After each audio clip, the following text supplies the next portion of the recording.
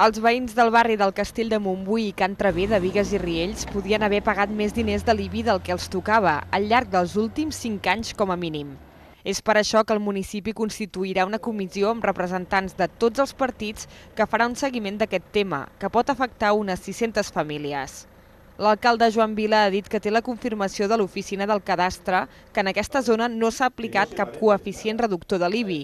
Ara falta que s'esclareixi si s'hi ha d'aplicar i, en cas que sí, poder tornar els diners als veïns que hagin pagat de més.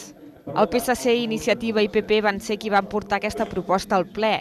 Tot i que s'ha aprovat per unanimitat, ha anat precedida d'una forta discussió entre els portaveus. Molts afectats han seguit el ple des de la mateixa sala.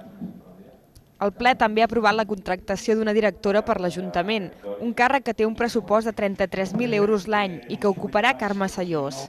Aquest punt tampoc ha estat exempt de polèmica. Finalment s'ha aprovat només amb els vots de CiU i Esquerra.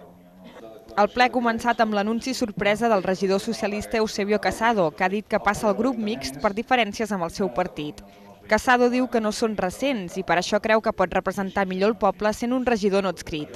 El portaveu del PSC, Joan Moreno, creu que el regidor hauria de dimitir i deixar lloc a una altra persona de la llista.